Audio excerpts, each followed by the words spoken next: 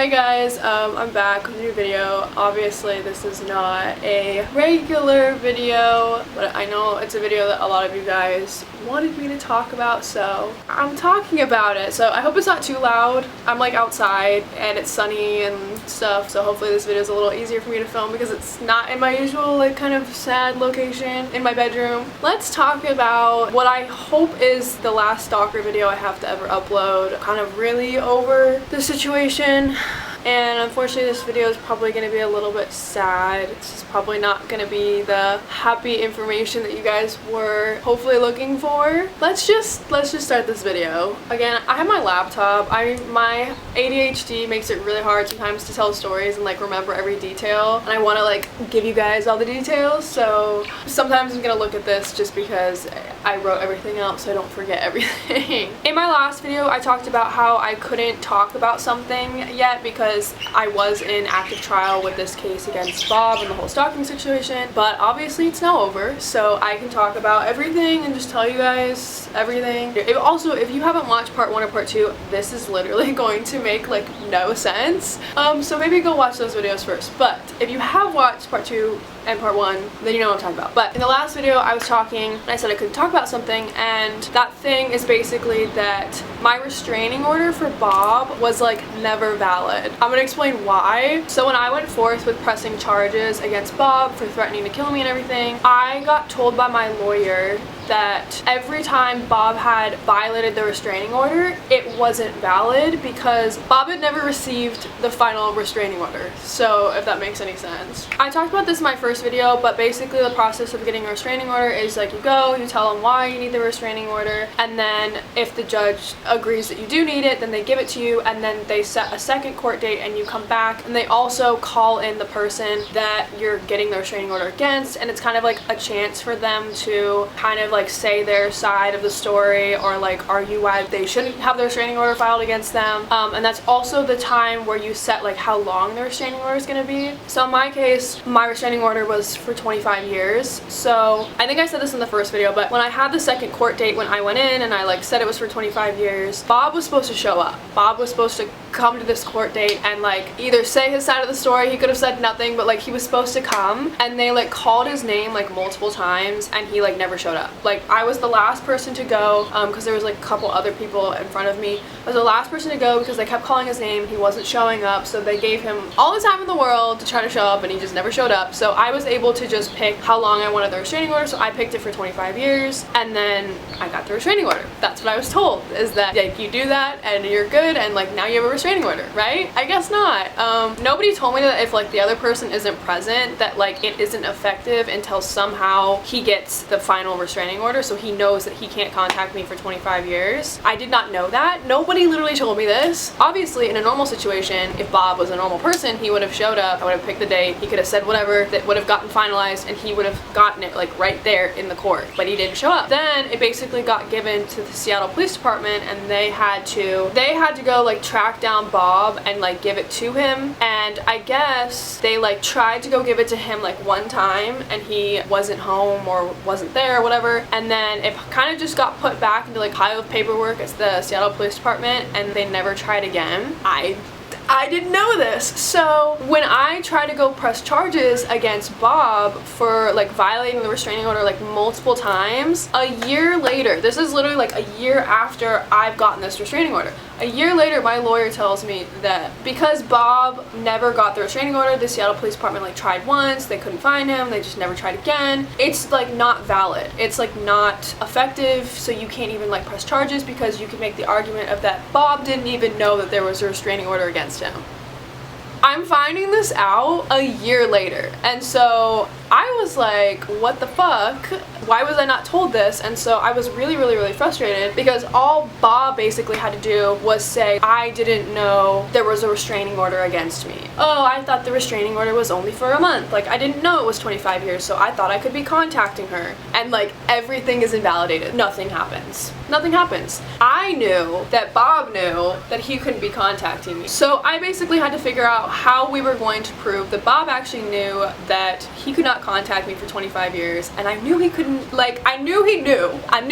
Like, I knew. I basically unknowingly saved my own ass and this whole shitstorm when I uploaded the first part of like this whole stalker video thing. Like one of the first videos on my channel. When I uploaded that video, I talked about getting a restraining order and how it was for 25 years. And I specifically said that like the restraining order is for 25 years. I knew that Bob had seen that video because he had texted a friend of mine like the day after I uploaded that video and was like, hey, have you seen Brooke's new video, with like a mind blown emoji or something? And that person sent me a screenshot of the text and was like, why are they texting me? Because my friend was not friends with Bob. I don't know why Bob was even reaching out to them for like sympathy, because they weren't going to give it to them because they knew what they were doing to me. Like, they weren't friends. He basically admitted that he had watched that first stalker video where I had said that like I got a restraining order for 25 years, right? So because of the text, I could prove he knew he wasn't allowed to contact me for that long. And that's the thing that I couldn't talk about in the first video, because like I know Bob is probably watching these, I don't really give a fuck, but I just couldn't have, like, that was like sensitive information to the trial that I just could not put out in the video. Then I was able to like move forward with pressing charges against Bob for threatening to kill me, but then I ran into the whole issue that I was out of state. I was living where I was going to college, which was not even like remotely near Seattle. There was that whole issue of like I wasn't in Seattle, so I wasn't actually able to go to court, but because it was like during COVID and stuff, they were doing a lot of like virtual court. I was like, that's perfect, because I'm not even like living in Seattle, like I can do virtual court, I can just get this all over with, because I don't have time to like leave school to go deal with like a trial, and I didn't really want to like wait until I got home. I just wanted this to like be over with, so I asked if we could just do like virtual Zoom court. I asked like multiple times if we could do Zoom court, and it got denied like every single time. I have no idea why. I never really got an answer. I just kept like being like, hey, like I'm an out of state like college student, I'm not able to like be home for this for a while, so like can we just do this over Zoom, because I know that like virtual court is a thing right now because of COVID. And they said fuck no. I don't know why. I had to wait until I got home in May, this past May, to like resume all of this. So it basically just got like postponed for a while, and I just had to wait for the trial, or like wait to continue any of this until I got home. So then when I got home in May, the trial was like scheduled for sometime during the summer, and it was like pretty soon. Like I got home and it was scheduled for like 2 weeks after I got home. I don't know what was going on. I don't know if it had to do with COVID, because a lot of like the courts were like backlogged and stuff. I don't fully know, but it kept on getting canceled and then rescheduled and then canceled and then rescheduled. A week prior, they'd be like, oh, actually we're not gonna go to court this week, like it's gonna be like 2 weeks later now. And every time they would give me a new date, they'd be like, you have to be in Seattle during these dates, like you have to be in Seattle during these dates. So I would stay in Seattle because I was like, okay, like I'm going to court, and then they would move it again. So I basically got trapped like in Seattle for like months, because they kept on scheduling me to like be home, and then they were like, never mind, and then they scheduled again and they were like, never mind. I'm just gonna briefly touch on this because I'm not gonna be that YouTuber that cries on camera, but I feel like it's kind of just important to like address in this video. So because the trial kept on getting pushed and then like rescheduled and pushed and rescheduled, and I was like trapped in Seattle, I got really sad. The stress of not knowing when the trial was gonna be and like having it constantly rescheduled was like really stressing me out. And I had just moved back. I had graduated college. It wasn't even like I was on summer break, like I'm done. So I had moved away from all of my friends back home to like a city that I obviously just feel very unsafe in a lot of the time, and I was just very alone. I felt like I was dealing with like so much from this, and on top of that, like just being very alone. And I wasn't even able to like travel to go see my friends, because on the chance that like, oh, you're gonna have trial this week, like I kind of was just kind of stuck. And a lot of you guys I know were like, why aren't you uploading like during the summer? Like I really disappeared, and I often do like disappear from YouTube, and before it was mainly just because I was dealing with school, and that's mainly why I wasn't uploading. It was just like really hard for me to like turn on a camera and like film like funny story times and like Omegle like comedy content like when I was feeling like this. It was like a feeling that like I'd never really felt before, and I was really trying to deal with it. It was not good. Like I'm just gonna leave it at that. Like I was not doing good at all. And so like flipping on a camera and being funny was like not the first thing that I wanted to be doing. Obviously like I couldn't really even talk about this situation yet, because it was like a lot of information I couldn't share on the internet quite yet, so I really had nothing to talk about. So I just wanted to like apologize. I feel so bad that I like disappeared so long, but like that was going on. I just was really going through it, and it was really starting to like physically show on me, and so I really didn't want to like force myself to do it and then like have the comments be like, what's wrong with you? But I'm doing better, but I just wanted to like put that in there because it does like tie into what I'm talking about. But anyway, since like the trial kept on getting like delayed and pushed, and it like took forever, the prosecutor that was assigned to this case kept getting reassigned. I'm pretty sure I talked to like 3 different prosecutors during this entire process because it would just get delayed for months, and then the next time I would like hear about anything that had to do with this, they were like, oh, it's a new prosecutor. Like, it was really super annoying. I don't know why they kept changing the prosecutor for this case, but it kept getting constantly changed.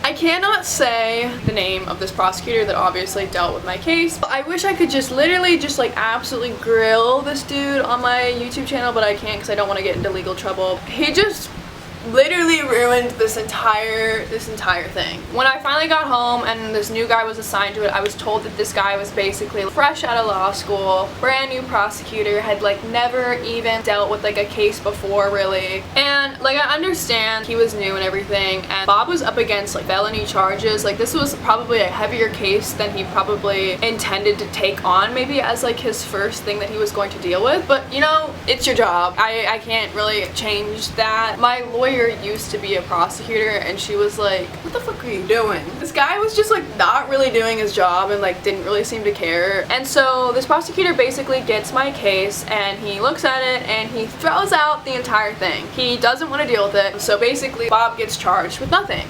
He threw it out. And obviously I was like, what do you mean he threw it out? We've dealt with the whole like 25 years issue. Like, we proved that he had seen my video. We knew that he knew he wasn't supposed to be contacting me, so like, what's the problem? You guys have seen my videos. Like, I had evidence on evidence and screenshot on screenshot and receipt on receipt. Like, I don't understand why he threw out my case. I also found out through my lawyer that the prosecutor behind my back was like offering Bob basically deals to get the case like thrown out. I had no knowledge of this until like the case was thrown out. I was like, what is going on? And then my lawyer found out that this prosecutor was offering Bob deals. So I guess the prosecutor told Bob that if he did therapy, that they would throw the case out, and Bob refused therapy. So then the prosecutor was like, okay, well, if you do community service, then we'll throw the case out.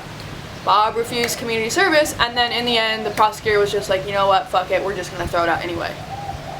It seemed like this dude, once again, just didn't want to be dealing with it, was trying to find any way to get this case to just go away, and so he was offering Bob these deals that I was not even like aware of, to do therapy and community service, to like throw the case out. I don't know. I really don't know. So the way the prosecutor like ended up being able to throw out this whole case in the end was because he made this whole claim that even though Bob messaged me threats to kill me, admitted that it was him, and when we were able to prove that it was like off of his like cell phone, that you could make this whole argument that somebody else took his phone and sent me those messages. So there was no way to prove that this was actually Bob doing this, so we're just gonna throw out this whole case.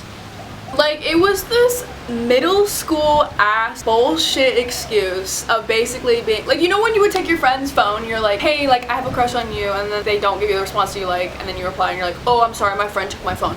That's literally the excuse that this guy was giving for this felony case. He was like, maybe somebody took his phone and messaged her like, I want to kill you, off of his phone, and then also admitted that it was Bob, but it wasn't actually him. Like, me and my lawyer were just like, what? So we tried to basically fight this by asking him to just please don't throw out the case, please just let it go to trial. He said no, and then we also looked into possibly seeing if we could get a different prosecutor because this guy sucks. And I guess you like can't request a different prosecutor unless there's something like a personal connection to them, like maybe they're like a friend or like some way like you personally connect to them. Possibly could be like favoritism. You could like request like a different prosecutor, but obviously me and Bob did not know this prosecutor at all, so I wasn't able to like request a new one because of that. So after the prosecutor like dug his heels in, denied all the requests we had throughout the case, it literally got worse. It literally got worse. The day after the case like gets like thrown out, everybody's notified like this isn't going to trial, like Bob's getting charged with nothing, it's gone, we're done with this. Bob posts on his Instagram. Throughout like this entire thing for like a year, Bob had really kind of stayed off of social media. He wasn't really posting anything. I wasn't hearing anything. No pictures, no stories. Like suddenly after like this whole trial gets thrown out and Bob gets off the hook of all this stuff, he starts posting on Instagram again. And the first post that he posts when he is no longer up against felony charges is this post. Bob posts a picture in Seattle with the caption, "I saw your car, I know you're back in town." Okay, I also just want to put in, I sent these texts to somebody like before he even made this post because my car, it's pretty recognizable and he's made comments about it before. Like he would always talk about my car. So I'm always like super suspicious of like him seeing me in my car. So I just want to put that in there, that like the fact that he said the car thing and then in addition to like knowing that I'm back in town, like it's just not a coincidence at all. Do I think that's a coincidence? No. I literally had just gotten home to like start doing this trial thing again, and he's like MIA on Instagram, and then as soon as this is over he posts this with this caption. Like, it's just not a coincidence. I'm sorry, like I have more than 2 brain cells. Even my lawyer was like, what the F. I had to take a break because it got so hot out here. So I sent Bob's Instagram post to my lawyer, and then my lawyer like agreed that it was like, it's not a coincidence. So she sent it to the prosecutor and then basically explained like, this is serious, please don't throw this out, can you at least just let it go to trial, like please. And he just wouldn't budge, he just didn't care. So basically I hate this dude. He's dog shit at his job, didn't really do his job. And then my lawyer also did some digging as to like why this guy, besides being like really new, like also just did not want to do anything with this case at all. And I guess the office that the prosecutor works for rarely ever has anything go to trial. She said it just seems like they have a trend of just throwing out everything, which is really messed up, but their whole office just seems like they don't send anything to trial because it's too time consuming and expensive, so they tend to throw out a lot of things. And then on top of that, they also don't really deal with felony cases, so I don't even know why this prosecutor got assigned to like my case if they don't really deal with felony cases and tend to just throw out things. Like, it seems like they worked a lot with like very minor cases. So Bob got charged with nothing, but the only thing I do know is that if Bob is to ever contact me again in any way, no matter how minor it is, I think it automatically is thrown to a felony charge because all of this is on record. This has happened before and they didn't take it seriously the first time, so if it happens again, like it will be taken like super seriously is what I'm told. If it ever happens, I'll believe it when I see it. So I also looked into filing like a civil case against Bob for like the emotional distress and like damage that he's caused me for